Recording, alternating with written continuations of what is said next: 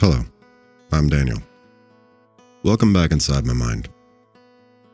Today, I want to talk to you about ego.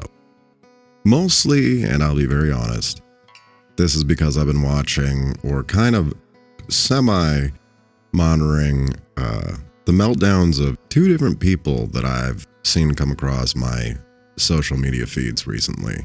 And it kind of sparked this long thought into what is ego.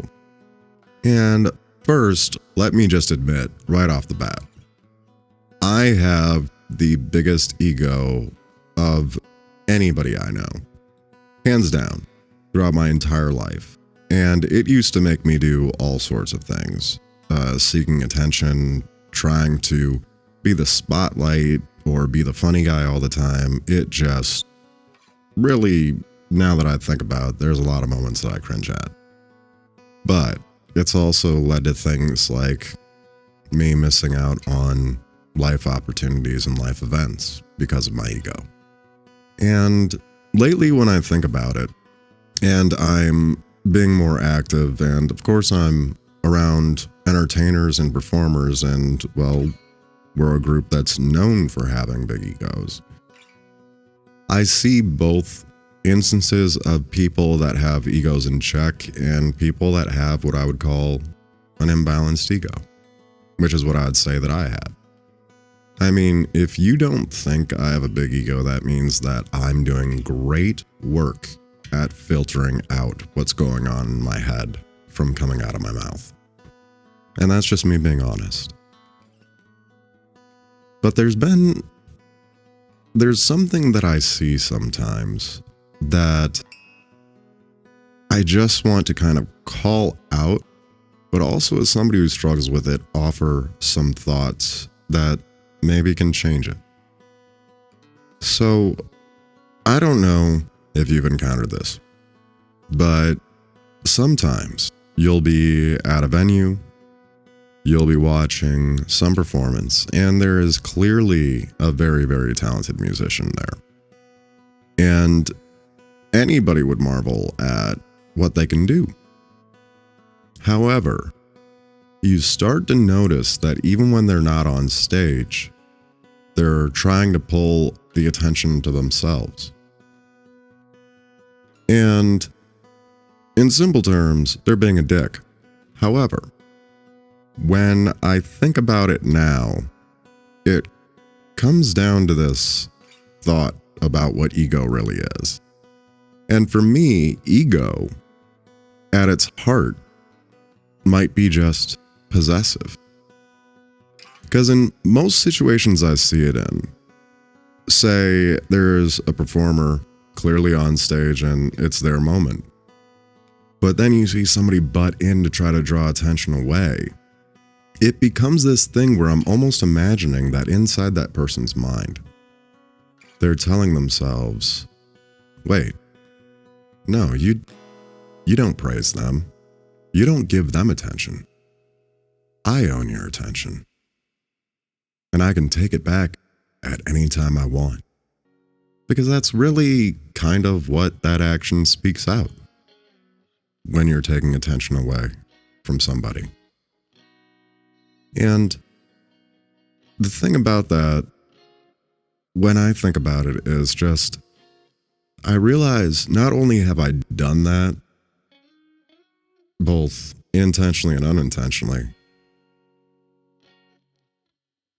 but there is such a craving in us, I think, that we all want and need attention to some degree. And let me just pause for a second to say, very clearly, ego is not a bad thing. It's not.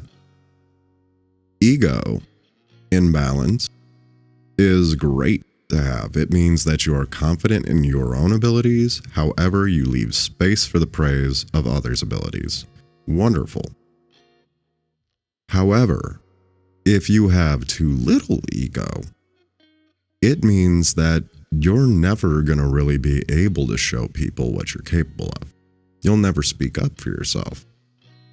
If we go back to the extreme that I've been talking about of having too high of an ego, you'll never shut up. So it comes down to that you're choosing the extremes of if you have too little ego, your voice will never be heard. If you have too big of an ego, you're going to ensure nobody else's voice is ever heard. Both are bad. I think about all the people that I've seen play in this city. Big names, names that I got to see once and then never again, and everything in between. I wish I could adequately express how being part of the local music scene and experiencing the music of the people in it has changed my life, especially over the last decade. I wish I could, but it's had too big of an impact on me to put into words. The thing that I've loved about it is that for wide stretches of time, at least while I've been part of it, there has been room for everyone. We make room for each other, for the most part. I'm not going to lie and say there are no beefs or bad blood here and there. It's a music scene. Of course there are, but it's not like old Hollywood where people are having people killed every weekend. We peacefully coexist, even if we don't really like each other that much in this scene. And I'm not meaning to single really any one person out by everything I've talked about here.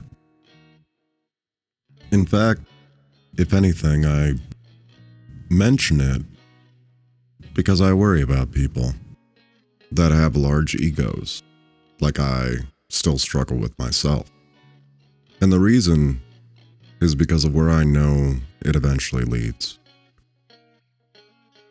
And actually, it goes back to a phrase that we've all probably heard, and it's this: a big fish in a small pond. I take that, and when I think about it, instead when it comes to ego, I more think of a person standing in a room, and this person is expanding. And I just imagine, as this person is expanding, other people in the room are suddenly moving out of the way or getting close to the walls, and maybe some people are leaving because there's just no more room anymore. And that's what eventually happens. As our ego balloons, as we grow, like Violet from Willy Wonka, you know, "You're turning violet, Violet," favorite line ever. As we balloon, as if we're Violet in Willy Wonka's factory, as our ego grows, it leaves less and less room for anybody else. And in the end, people either aren't able to or don't want to stand in the same room as us and our big ego. And I'll be honest, the best cure is to sit back, listen, watch, take time to appreciate the talents of other people. If you're a performer and you find yourself agreeing with or kind of identifying with a lot of the things I'm saying, the next time you're sitting there watching somebody perform, be fully present. Really listen. Perhaps that person has something to say during their moment that will change you for the rest of yours. Ego is hard. Oh, it's hard. In this world, we have billions of people who all want to be somebody. I'll say that again. We have billions of people in this world who all want to be somebody. Do you realize how incredibly cruel it is that when somebody, especially someone you may know, finally has that moment where they're able to grab on to that attention from either a whole crowd or just one person that they've been working for and longing for so long. For them to finally grab it and you swoop in and you steal the moment. Don't do that. Don't do that to people. You're better than that. Be better than that. It's hard, but you'll do it. Everybody has a place and something to add in the spectrum of talents in your community. Make sure you're making room for everyone to be heard. That's all I have for you today. But I hope that at least something I've said maybe helps you down the road. I hope you have a great rest of your week. And I hope you take care until we talk again.